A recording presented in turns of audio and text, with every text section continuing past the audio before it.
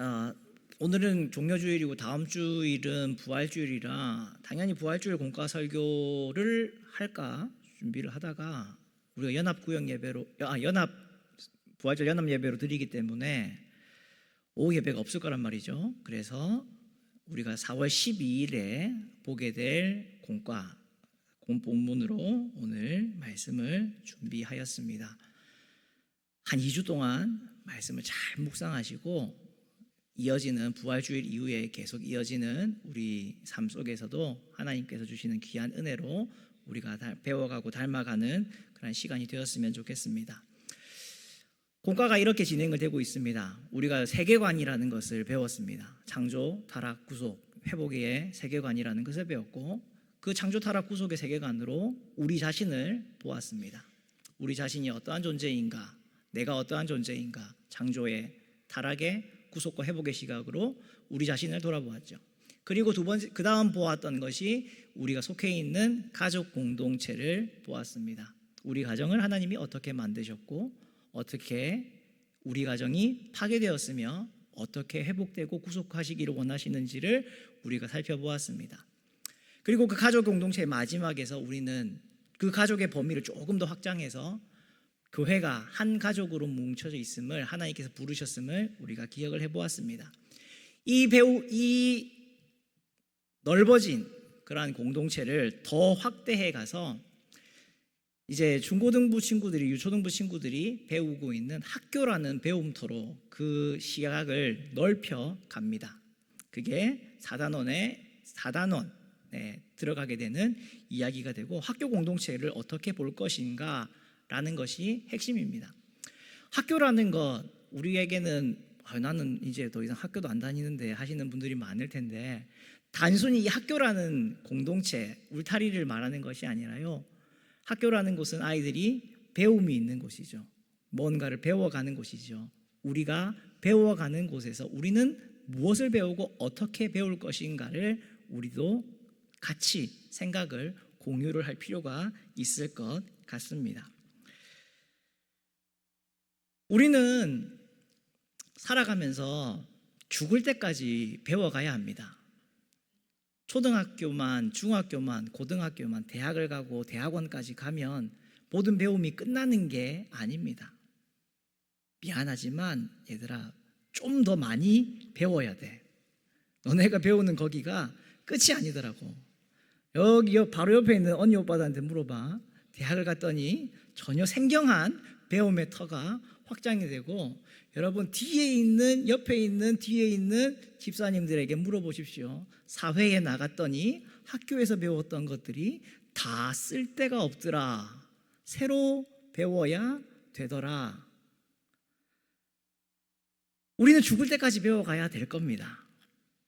그렇기 때문에 단순히 이 학교라는 공동체 속에서 우리가 어떻게 배움을 볼 것인가를 하는 것은요, 비단 자라는 다음 세대들에게만 해당되는 주제가 아니라 우리 모두에게 해당될 주제입니다. 여러분, 죽을 때까지 배우셔야 해요. 요즘은 가게 가면은 종업원에게 주문을 안 하죠. 뭘로 주문해야 되죠? 키오스크라는 요상한 기계를 다룰 줄 알아야 합니다. 여러분, 10년 전에 20년 전에 그런 걸 생각이나 우리가 해봤습니까? 여기요 하면은 왔고, 이거 주세요라고 하면 갖다 줬고, 나중에 가서 계산할게요 라고 하면 계산을 해줬는데 이제는 그렇지가 않죠. 주문을 할 때부터 눌러야 돼요. 어디 있노 이러면서 누를 줄 알아야 됩니다. 못 누르면 어떻게 되죠? 도태가 되고 맙니다. 참으로 우리는 각박하고 무서운 시대 속에 살아가고 있습니다. 그래서요, 정말 죽을 때까지 배워야 돼요. 죽을 때까지. 아이를 잘 키우고 다 키워서 잘 시집장가 다 보냈더니 손자 손녀라는 애들이 오면은 그 애들이 뭐 좋아하는 것을 또 여러분 배우셔야 해요. 얘가 뭘 좋아하는지, 뭘 관심이 있어 하는지 배우셔야 해요. 로버트 태권브의 이야기를 할 수 있을 때가 아닙니다. 뭘 좋아하는지를 알아야 돼요. 이야기해 줄 줄 알아야 돼요. 관심을 가지고 소개해 줄 줄 알아요. 얘야 티니핑 이번에 뭔지 모르시죠? 티니핑. 그런 거를 알아야 됩니다. 일평생 죽을 때까지 진짜 배워가야 됩니다. 그런데 이 많은 것을 우리는 배우면서 살아가야 하는데 우리는 왜 배우고 무엇을 배워야 하고 어떻게 배워야 하는지를 모른 채로 그냥 배움을 당해왔습니다. 모르면, 안 외우면, 이해 못하면 얻어맞기도 했고 무시당하기도 했고 그래서 꾸역꾸역 억지로 우리는 배워왔습니다. 무엇을 위한 것인지도 모른 채로 그렇게 배워왔어요. 그렇지만 이제 우리는 무엇을 위해 배우고 우리는 무엇을 배워야 하는지를 좀 알고 갔으면 좋겠습니다.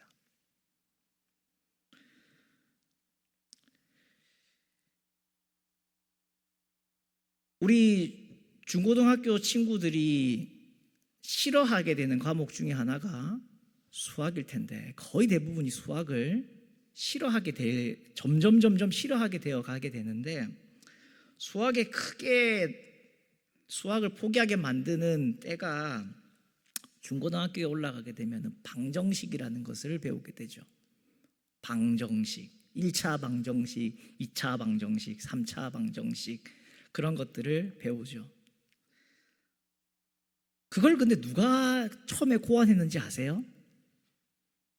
우리가 잘 아는 철학자인데 데카르트라고 하는 사람이 대수학의 기초가 될 수 있는 XYZ라고 하는 문자로 치환해서 식을 도출하고 푸는 법을 만들었습니다. 그 사람이 좌표평면이라는 것을 만들었어요. X축, Y축 해가지고 이 사람 때문에 방정식이라는 그런 것들이 나오게 됐고 이 사람 때문에 그래프가 오른쪽으로 왼쪽으로 위쪽으로 아래쪽으로 움직이기 시작했고 이 사람 때문에 직선이 포물선이 곡선이 동그라미가 생기게 되었어요. 이 사람은 왜 이걸 만들었을까요? 철학자다 보니까 하나도 생각할 일이 없어서 이런 것을 만들었을까요? 놀랍게도 이 사람은 철학자이기도 하지만 신학자였습니다. 가톨릭 신자였어요. 하나님이 만든 이 모든 세상 속에 존재할 법칙을 이해하고 싶어서 그는 생각하였고 방정식이라는 것을 만들게 됐고 그런 식을 성립하도록 하였고 좌표평면이라는 것을 생각을 하게 되었습니다. 아이작 뉴턴이라고 하는 사람이 있습니다. 사과 떨어지는 거 본 사람 바로 그 사람입니다. 중력의 법칙 아니면 연력학 제1, 2, 3, 4, 제1, 2, 3 법칙 이런 거 우리가 기억하는데 이 사람도 수학사에 있어서 참으로 험악한 짓을 했습니다. 미분과 적분을 이 사람이 고안해냈어요. 많은 학생들이 수학을 포기하게 만드는 그 미분, 적분을 이 아이작 뉴턴이라고 하는 사람이 고안을 했습니다. 왜 그랬을까요?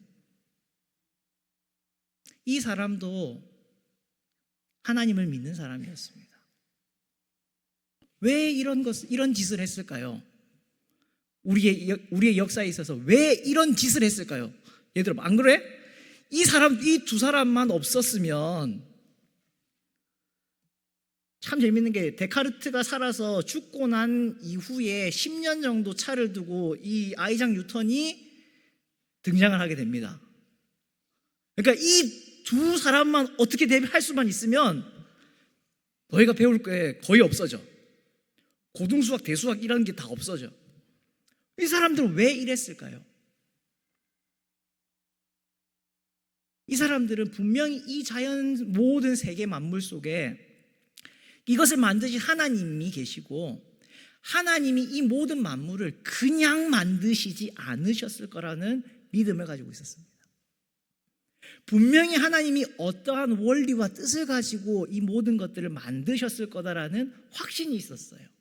왜 달이 이렇게 돌고 있을까? 사과는 떨어지는 걸까? 저 별들은 도대체 어떻게 움직이는 걸까? 그 움직임을 계산하고 예측하기 위해서, 그래서 이 사람들은 우리에게 너무나도 번잡스러운 방정식이라는 것을 고안해내고요, 좌표 평면계라는 것을 고안해내고요, 미분과 적분이라는 것을 고안해냈던 겁니다. 이 사람들은 그저 단순히 주변에 있는 모든 것들을 그냥 보지 않았습니다. 이 가운데에 분명히 있을 하나님의 놀라운 법칙들을 깨달으려고 했고 알고 싶어 했습니다. 사랑하는 성도 여러분, 우리가 배움이라는 것을 하는 목적이 사실 여기에 있습니다. 우리가 왜 배울까요? 좋은 대학을 가기 위해서, 잘 먹고 잘 살기 위해서, 승진을 하기 위해서 우리는 배워야 된다라고 생각을 합니다. 그렇게 자녀들에게 주입을 해왔습니다. 그러나 사실 우리는 그것 때문에 배우지 않습니다. 우리가 살아가고 우리가 발딛고 있는 이 모든 것은 하나님께서 지으신 것이고, 그 살아계신 하나님이 지금도 놀라운 섭리로 다스리시고 있는 뜻이 있고 계획이 있고 법칙이 있으시기에 우리는 그것을 알고자 배워가는 겁니다. 그것을 깨닫고 알고 싶어서 탐구하고 궁구하는 겁니다. 오늘 우리가 기억해야 할 것, 오늘 설교의 제목을 그렇게 했습니다. 창조 세계로 하나님을 배웁니다. 그렇습니다. 우리는 단순히 구구단을 잘하기 위해서, 수능 성적을 잘 맞기 위해서, 모의고사 성적이 좋기 위해서, 대학에서 학점을 잘 받기 위해서 그렇게 공부하는 것이 아닙니다. 그것이 우리 공부의 배움의 목적이라고 하면은요, 너무 보잘것이 없어요. 사회에 나간 선배들의 이야기를 들어보십시오. 학교에서 배운 거 도무지 쓸모가 없더라. 야, 너네 그렇게 방정식 푸는 거 배워서 뭐 어디다 써먹을래? 안 그래요? 방정식 풀 줄 알면 사회에서 대우해줘요? 오! 2차 방정식 근해 공식을 아직도 외우고 있어요? 대단하십니다. 박수 쳐줘요? 아무도 안 알아줍니다. 알았던 사람이건 몰랐던 사람이건 살아가는데 아무 지장이 없어요. 우리의 배움은 그게 아니라는 겁니다. 왜 우리가 이런 것들을 배워가느냐? 누구를 배우기 위해서요? 하나님을 배우기 위해서요. 하나님이 만드신 뜻을 이해하기 위해서요. 그 뜻에 동참하기 위해서요. 하나님이 지어놓으신 이 모든 만물에 하나님의 뜻이 있음을 여러분 믿으십니까? 정말 여러분 믿으세요? 이 지금 움직이고 있는 이 공기 속에 하나님이 세워놓으시고 계획해놓으시고 정립해놓으신 하나님의 법칙이 있다는 걸 여러분 진짜 믿으시냐고요? 이 빛이 비치고 있고 움직이고 있고 환하게 되어 있는 이 공간 속에 놀라운 하나님께서 만들어주신 법칙이 있다는 것을 여러분 진짜 믿으시냐고요? 그렇기 때문에 우리는 배우는 겁니다. 어떻게 하나님이 이런 일을 하셨는가? 이렇게 놀라울 정도의 일을 우리 하나님은 행하셨는가? 그것을 고작 이 나라는 존재를 위해서 행하셨단 말인가? 그것을 배워가고 알아가야 합니다. 우리의 배움, 무엇을 배울 것인가? 하나님을 배운다라고 했습니다. 그것을 3가지로 여러분과 함께 생각을 해보려고 합니다. 첫 번째, 우리는 지혜로 가득한 하나님의 솜씨를 보고 배워야 합니다. 오늘 우리가 했던 24절 말씀입니다. 24절 말씀 우리 같이 읽어볼까요? 시작. 여호와여, 주께서 하신 일이 어찌 그리 많은지요. 주께서 지혜로 그들을 다 지으셨으니 주께서 지으신 것들이 땅에 가득하니. 시편 104편은요 창세기 1장과 비견할 수 있는 창조시라고 부르는 시입니다. 하나님께서 만드신 이 세상 모든 만물을 창조하신 놀라운 솜씨를, 섭리를, 능력을 찬양하는 시입니다. 그 시인이 오늘 그렇게 말합니다. 여호와여, 주께서 하신 일이 어찌 그리 많으신지요. 주께서 지혜로 그들을 다 지으셨으니 주께서 지으신 것들이 땅에 가득합니다. 내가 살아가는 온 영역 속에 하나님께서 지으신 것들로 가득해 있습니다. 그것이 너무너무 놀랍습니다. 그것이 오늘 시인이 이야기하고 있는 겁니다. 하나님, 이 땅에 굴러가고 있는 저 돌멩이 하나조차도 그냥 만들어진 게 아닙니다. 하나님의 솜씨로 만들어졌습니다. 그렇게 고백을 하고 있는 거예요.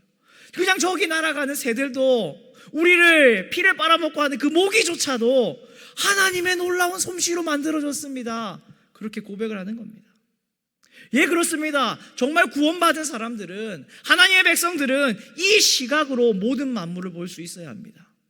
하나님의 지혜로 모든 만물이 가득 차 있다는 것을, 하나님께서 모든 놀라운 지혜로 이 모든 만물들을 만드셨다는 것을 우리는 기억하고 볼 줄 알아야 합니다.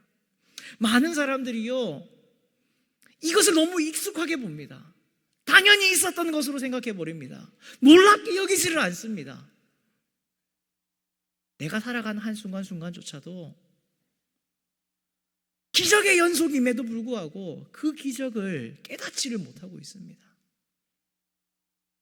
여러분 잘 생각해 보십시오. 여러분 오늘 이 자리로 어떻게 오셨습니까? 몇 시에 일어나셨나요? 어떻게 일어나셨나요?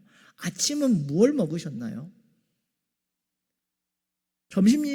점심 때 요즘 핫하게 트렌드로 뜨고 있는 봄동 비빔밥, 예, 놀라웠습니다. 이남전도회인데 이렇게 핫한 트렌드를 알고 있을 줄은 몰랐어요. 봄동 비빔밥, 그게 나왔습니다.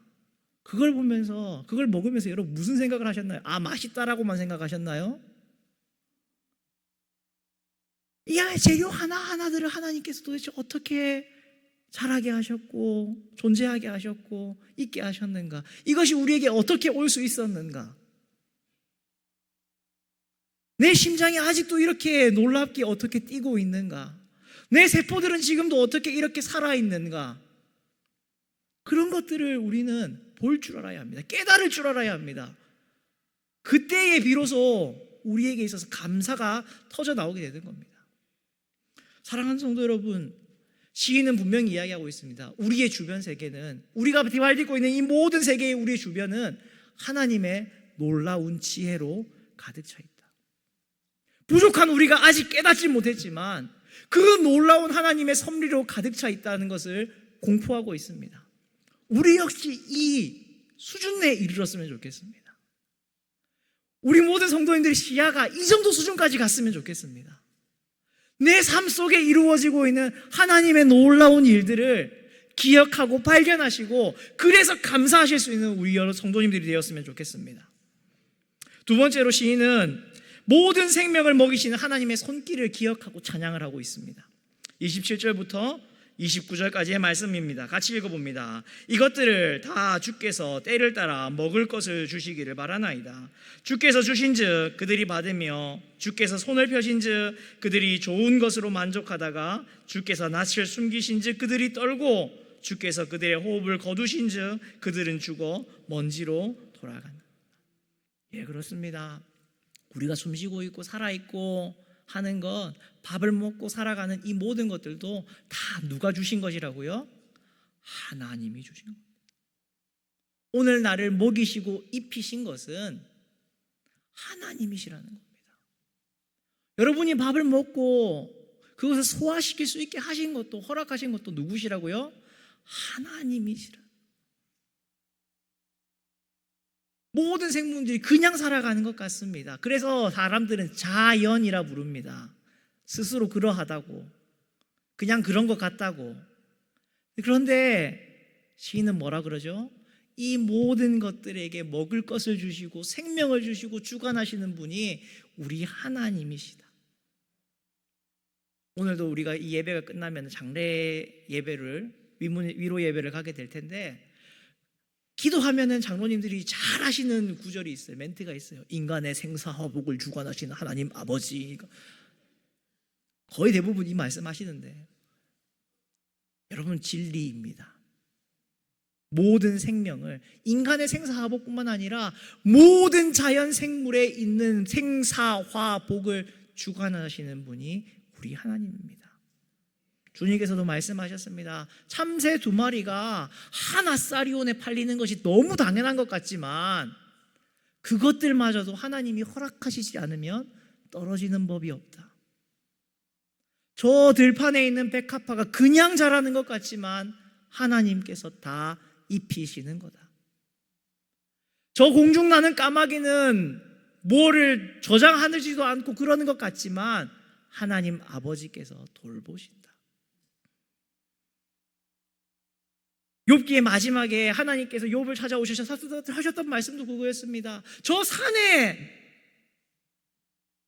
사슴이 새끼 사슴을 낳았는데 그 새끼 사슴이 울부짖을 때 그걸 누가 돌봤겠느냐? 그걸 네가 알고 있느냐? 예, 그렇습니다. 그 모든 만물을 다스리신 우리 하나님 아버지께서 지금 오늘 누구를? 나를 알고 계시고 돌보고 계시고 먹이고 계시고 입히고 계시다는 겁니다. 여러분이 입고 있는 그것이 샤넬이고 루이비통이고 구찌고 그럴 수도 있고 아니면은 구시일 수도 있고 루이비통일 수도 있고 그런 짝퉁일 수도 있겠지만 그게 중요한 것이 아니라 그렇게 입히시는 분이 누구라고요? 하나님 아버지가 입히시고 계시다. 그것을 우리가 기억해야 합니다. 모든 생명을 오늘도 신실하게 먹이고 계신 하나님, 우리의 생명을 지금도 주장하고 계신 하나님 아버지, 그것을 우리가 믿으며 찬양하며 나아갈 줄 알아야 합니다. 이 하나님을 우리는 어떻게 할 것인가? 세 번째로 평생토록 찬양으로 응답해야 한다는 겁니다. 오늘 31절 말씀 우리 같이 읽어볼까요? 31절입니다. 시작. 여호와의 영광이 영원히 계속할지며 여호와는 자신께서 행하시는 모든 일로 말미암아 즐거워하시리로다. 이 하나님의 영광이 어떻게 할 거라고요?